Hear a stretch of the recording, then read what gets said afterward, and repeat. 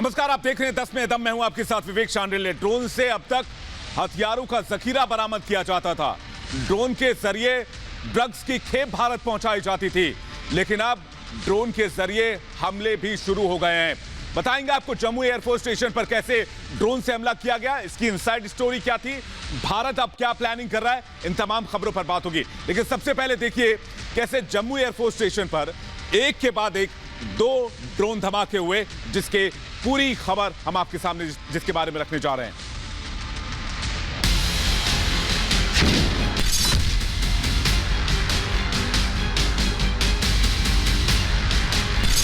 जम्मू कश्मीर में नापाक साजिश। पहली तस्वीर रात 1:37 पहला ड्रोन धमाका।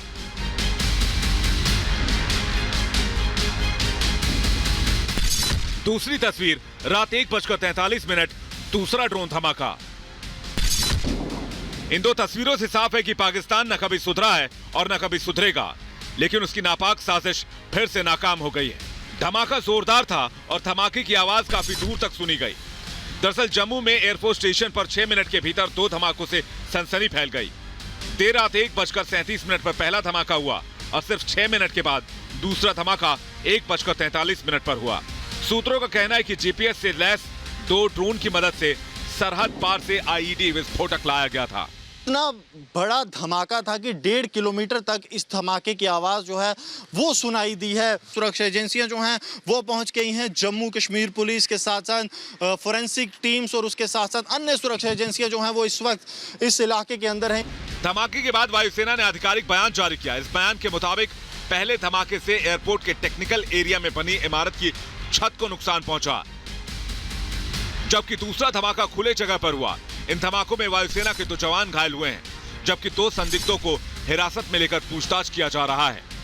जम्मू कश्मीर के सबसे हाई सेंसिटिव जोन्स में ये इलाका आता है, इसलिए ये जो ब्लास्ट हुआ है उसको लेकर सुरक्षा एजेंसियां किसी भी तरह की कोताही नहीं बरतना चाहती हैं। लगातार अन्य से अलग अलग सुरक्षा एजेंसियों के जो अफसर हैं वो यहाँ पर पहुँच रहे हैं ताकि मुआयना किया जा सके कि आखिरकार ब्लास्ट जो है वो किस तरह का है। इतना हाई इंटेंसिटी ब्लास्ट है क्योंकि 1.5 किलोमीटर से ज़्यादा इलाके में इसकी आवाज़ पहुँची है, तो उसके बाद अब सभी एजेंसियाँ जो हैं वो अलर्ट पर हैं। रक्षा विशेषज्ञ इस ड्रोन अटैक को भविष्य में एक बड़े हमले के पहले ट्रायल के तौर पर देख रहे हैं। साफ है कि एलओसी पर शांति की गुहार लगाने वाला पाकिस्तान अमन के रास्ते पर बढ़ चुके जम्मू कश्मीर में ड्रोन वाली साजिश के जरिए अशांति फैलाने की कोशिश में लगा है। अगर आपको कोई गलत फहमी है कि आर्मेनिया, अजरबैजान जैसे आप तुर्की ड्रोनों के तमाशे हमको दिखाओगे तो साहब लेने के देने पड़ जाएंगे, सौदा बहुत महंगा पड़ेगा। दरअसल ये शांति की सड़क पर कुलांचे भराए कश्मीर को लेकर पाकिस्तान की कसमसाहट है। आतंक के पैर उखाड़ने पर इमरान की फड़फड़ाहट है, और जब दिल्ली में गुपकार के साथ पीएम मोदी ने कश्मीर प्लान को अमली जामा पहनाना शुरू किया तो पाकिस्तान पूरी तरह बौखला उठा, जिसके बाद उसने साजिश की सीरीज शुरू कर दी। सवाल उठता है कि क्या पाकिस्तान को फिर उरी और पुलवामा वाली खुराक चाहिए? क्या पाकिस्तान को एक और स्ट्राइक की जरूरत महसूस हो रही है? Bureau report, Republic Bharat. तो अब हमला हुआ है तो जवाब भी दिया जाएगा। तो क्या एक और सर्जिकल स्ट्राइक या फिर एक और एयर स्ट्राइक? भारत तैयारी क्या कर रहा है, आइए देखते हैं।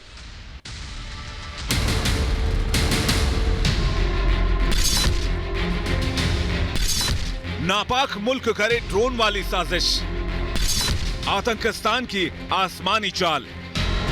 आतंकी मुल्क पाकिस्तान की आसमानी साजिश नाकाम होने के बाद सुरक्षा एजेंसियों के कान खड़े हो गए। देश के पहले तथाकथित ड्रोन अटैक के बाद वायुसेना भी हाई अलर्ट पर है। बैठकों का दौर जारी है।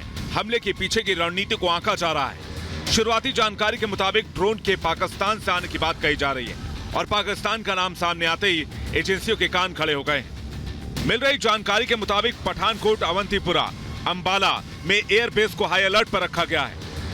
वायुसेना आसमान के हर संदिग्ध हरकत पर नजर रख रही है। जम्मू में धमाके की जांच देश की कई एजेंसियां एक साथ शुरू कर चुकी है। आतंकी हमले की जांच में NIA, NSG, air force, SOG Jammu Kashmir, forensic team, NPTC जैसी एजेंसियां साथ मिलकर कर रही हैं और हमले की हर कड़ी को जोड़ने की कोशिश में लगी हैं। अब तक मिल रही जानकारी के अनुसार पाकिस्तानी सेना की ट्रेनिंग के बाद आतंकी अब ड्रोन का इस्तेमाल हमलों में कर रहे हैं। एजेंसियों के अनुसार धमाके के पीछे जैश का हाथ हो सकता है। सबसे हैरान करने वाली बात यह है कि ये ड्रोन सीमा पार से उड़कर यहां तक पहुंचे थे। बीएसएफ के मुताबिक ये ड्रोन अंतर्राष्ट्रीय सीमा पार करके आए थे। खबर मिल रही है कि पाकिस्तान के आतंकियों ने ड्रोन खरीदे हैं। चीन से ड्रोन खरीदे गए हैं। ये 20 किलो आईईडी तक लेकर उड़ सकते हैं। पाकिस्तानी सेना ने आतंकियों को ड्रोन की ट्रेनिंग दी है। ड्रोन से आईईडी हमले की ट्रेनिंग दी गई है। अब तक आप समझ गए होंगे कि कैसे पाकिस्तान में बैठे आतंकी अब ड्रोन अटैक की साजिश कर रहे हैं। सीमा पर मुस्तैद जवानों के कारण घुसपैठ में नाकाम आतंकी संगठन अब ड्रोन हमले की कोशिशों में लग गए हैं। सीमा पार से ड्रोन भेजे जाने का ये पहला मामला नहीं है। इससे पहले भी हथियार और ड्रग्स की तस्करी के लिए ड्रोन का इस्तेमाल बड़े पैमाने पर किया जाता रहा है। लेकिन ये पहली बार है जब किसी ड्रोन हमले को अंजाम दिया गया हो और ये बात देश की सुरक्षा एजेंसियों की चिंता बढ़ा रही है। Bureau report, Republic Bharat. सीमा पर सीजफायर जारी है, लेकिन पाकिस्तान अचानक क्यों बौखला गया? दरअसल इसका पूरा कनेक्शन कश्मीर से जुड़ा हुआ है। देखते हैं इस रिपोर्ट में।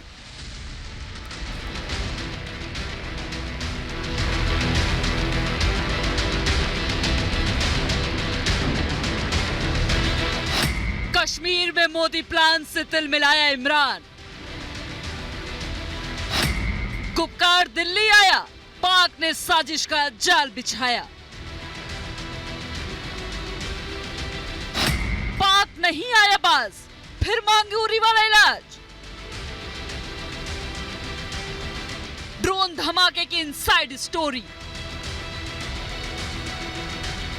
जम्मू कश्मीर से आतंक की जड़ें पूरी तरह उखाड़ने और लोकतंत्र की जड़ें और मजबूत करने के लिए पीएम मोदी ने गुपकार को दिल्ली बुलाया और आगे का पूरा प्लान समझाया, जिसके जरिए जम्मू कश्मीर में चुनावी प्रक्रिया बहाल होगी और कश्मीर आतंक का दमन कर अमन के रास्ते पर बढ़ चलेगा। बस यही बात पाकिस्तान को जोर से चुभ गई और बौखलाहट में घिनौनी आतंकी हरकतों को अंजाम देने पर उतर आया। आज हम आपको ड्रोन अटैक की इनसाइड स्टोरी बताने जा रहे हैं। सूत्रों से मिल रही जानकारी के मुताबिक जिस दिन दिल्ली में पीएम मोदी कश्मीर पर सर्वदलीय बैठक कर रहे थे, उस दिन पाकिस्तान के पीएम काफी बेचैन थे। इधर जम्मू कश्मीर में लोकतंत्र की जड़ें मजबूत हो रही थी, तो वहीं पाकिस्तान में इमरान की जड़ें हिल रही थी। खबरों की माने तो मामला हाथ से फिसलता देख इमरान ने फौरन बाजवा को फोन मिलाया, जिसके बाद एक बड़ी बैठक बुलाई गई, जिसमें पाक PM Imran Khan, ISI chief, army chief Bajwa, पाक एनएसए और पाक रक्षा मंत्री जैसे हाई प्रोफाइल लोग शामिल हुए। बैठक में इमरान खान के चेहरे पर चिंता की लकीरें नजर आ रही थी और इमरान का सबसे पहला सवाल यही था कि कैसे कश्मीर मामले के ऊपर दुनिया का ध्यान फौरन खींचा जाए, जिसके बाद पाक खुफिया एजेंसी ने पाक पीएम को जल्द नतीजा देने का भरोसा दिलाया। आपको जानकर हैरानी होगी कि शुरुआती जांच में हमले के पीछे जैश का हाथ होने की बात कही जा रही है और जैश के आतंकियों को ड्रोन ट्रेनिंग पाक की सेना ने ही मुहैया कराए थे। फिलहाल मामले की जांच जारी है। जल्द ही पाकिस्तान की भूमिका भी साफ हो जाएगी। जब भी ये शांति, अमन, चैन की बात करते हैं, उसके पीछे कोई बिच्छू का डंक होता है और वो ज्यादा देर नहीं लगती, वो डंक अब दिख गया है। ठीक है, इन्होंने सीज फायर क्या इनको मिल गया, इन्होंने नई टैक्टिक्स चेंज करके किसी तरह टेररिज्म को फिर से जलाने की कोशिश जम्मू कश्मीर में की। माना यही जा रहा है कि इस हमले के पीछे पाकिस्तान की कोई बड़ी साजिश है। सैन्य ठिकानों पर हमले पहले भी हो चुके हैं, लेकिन ड्रोन से इस तरह का हमला पहली बार हुआ है। सावधानी और चौकसी कई गुना बढ़ानी होगी ताकि कोई बड़ी साजिश सिर न उठा पाए। Bureau report, Republic Bharat. Drone war हालांकि सुनने में बहुत हल्का लगता है, लेकिन एक फ्यूचर वॉरफेयर का बहुत बड़ा शब्द है। रक्षा जानकार मानते हैं कि भविष्य में युद्ध ऐसे ही लड़े जाएंगे। तो क्या पाकिस्तान अब एक नए पैंतरे की तरफ बढ़ रहा है? एक रिपोर्ट में देखते हैं।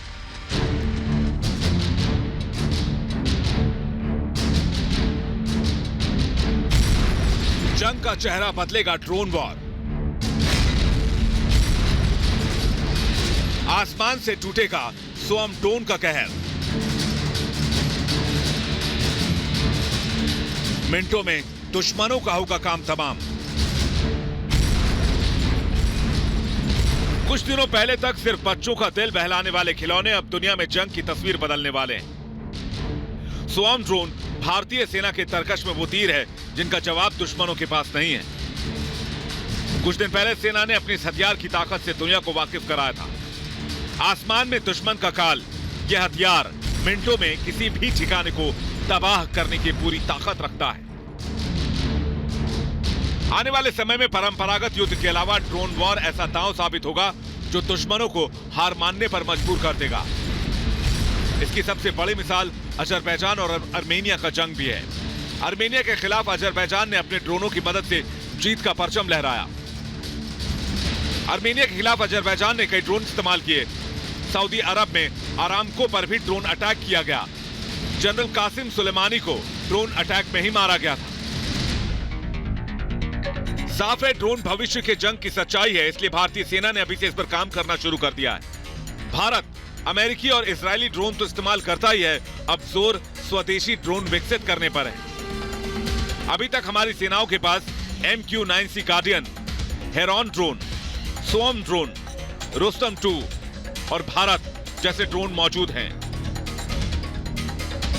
लेकिन आने वाले समय में कई और ड्रोन भी भारतीय सेना में शामिल होंगे। इनमें सबसे ज्यादा खतरनाक MQ-9C गार्डियन और हेरॉन ड्रोन हैं। MQ-9C गार्डियन 37 घंटे तक उड़ान भर सकता है, समुद्र में हर तरह की हलचल की निगरानी कर सकता है। हेरॉन ड्रोन पूरी तरह से स्वचालित है। हेरॉन ड्रोन को जाम करना मुश्किल ही नहीं, नामुमकिन है। संपर्क टूटने पर खुद ही वापस आ जाता है। हेरॉन किसी भी मौसम में उड़ान भरने की क्षमता भी रखता है। भारतीय सेना इन ड्रोन्स का इस्तेमाल अभी निगरानी के लिए करती है, लेकिन इनमें हथियार लगाकर कभी भी इनका इस्तेमाल हमले के लिए भी किया जा सकता है। जबकि पाकिस्तान चीन से मिले ड्रोन के बैसाखी के सहारे है। पाकिस्तान ड्रोन टेक्नोलॉजी के लिए पूरी तरह चीन पर निर्भर है। चीन भले ही अपनी तकनीक का ढिंडोरा पीटे, लेकिन किसी भी युद्ध में अभी तक इन ड्रोनों की क्षमता साबित नहीं हुई है। जिन देशों ने अब तक चीनी ड्रोनों को खरीदा है वो उनसे परेशान है। ऐसे में साफ है कि पाकिस्तान ड्रोन के मामले में भारत का मुकाबला तो नहीं कर सकता, इसलिए पाकिस्तान को यह गलती भारी पड़ सकती है। Bureau report, Republic Bharat.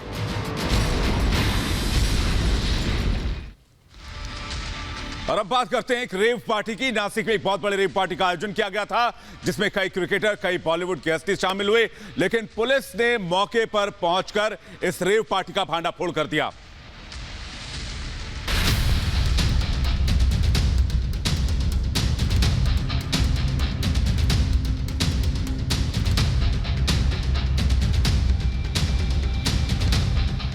शनिवार की शाम नासिक के इस बंगले पर माहौल किसी फिल्मी सेट जैसा था। तेज म्यूजिक और रंगीन रोशनी में कई लोग पार्टी कर रहे थे, लेकिन उसके बाद जो हुआ उसका अंदाजा किसी को नहीं था। गुप्त सूचना के आधार पर पुलिस ने इस बंगले पर छापा मारा और रेव पार्टी कर रहे 22 युवक युवतियों को शिकंजे में ले लिया। पकड़े गए युवतियों में फिल्म इंडस्ट्री में काम करने वाली 4 एक्ट्रेस, 2 कोरियोग्राफर, एक साउथ फिल्म इंडस्ट्री की एक्ट्रेस और एक बिग बॉस की पूर्व कंटेस्टेंट शामिल है। यही नहीं, पकड़ी गई युवतियों में एक ईरान की महिला भी शामिल है। साफ है कि इस हाई प्रोफाइल रेव पार्टी में कई बड़ी हस्तियां खुले तौर पर नशा ले रही थी। पुलिस ने इस मामले में एक बुकी को भी गिरफ्तार किया है। रात के अंधेरे में इस हाई प्रोफाइल रेव पार्टी में नशा अपने पूरे शबाब पर था। म्यूजिक के साथ बंगले के अंदर नशे का खेल जारी था।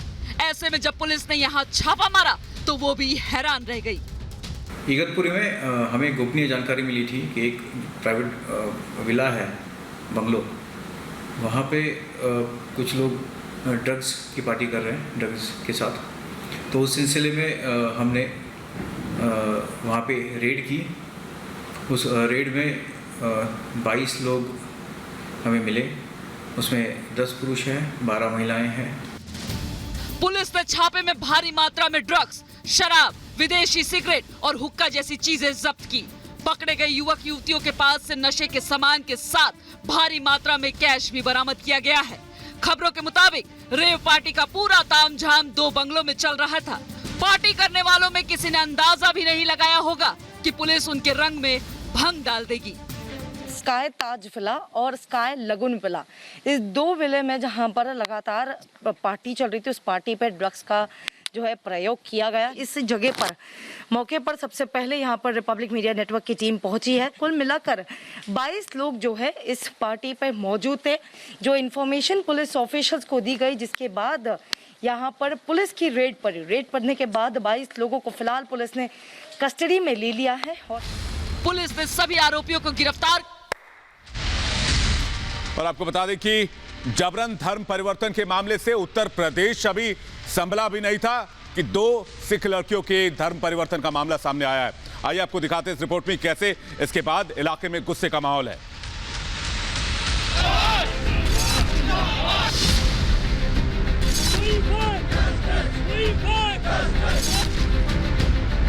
श्रीनगर में 2 लड़कियों के जबरन धर्म परिवर्तन के मामले में सिख समुदाय सड़कों पर है।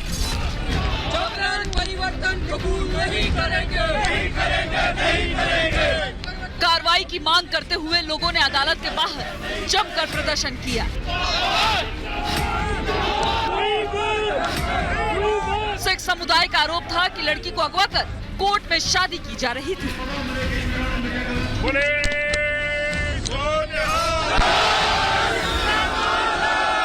हंगामा होने के बाद प्रशासन ने शादी रुकवा दी और लड़की को उसके परिजनों को सौंपा गया। दिल्ली सिख गुरुद्वारा प्रबंधन कमेटी के प्रधान मनजिंदर सिंह सिरसा ने इस मुद्दे को उठाते हुए कड़ी कार्रवाई की मांग की। 2 बच्चियों का जबरन गन पॉइंट के ऊपर अगवा किया गया, उनका निकाह पढ़ा गया और 50-50 साल के आदमी के साथ पढ़ा गया। उसके बाद कोर्ट के अंदर बच्चियों के माँ बाप तक को जाने नहीं दिया गया। हमारे नौजवानों ने जब जबरन वहां लोग इकट्ठे करके प्रोटेस्ट शुरू किया, तब रात को 10:30 बजे एक बेटी जो है कोर्ट में से निकालकर हमारे हवाले की गई। दूसरी बेटी को अभी भी हमारे पास नहीं दिया गया। ये जबरन निकाह किया गया है, जबरन धर्म परिवर्तन किया गया है। श्रीनगर में जबरन धर्म परिवर्तन का ये मामला देश का पहला मामला नहीं है। अभी यूपी में ऐसे ही रैकेट की जांच NIA कर रही है, जो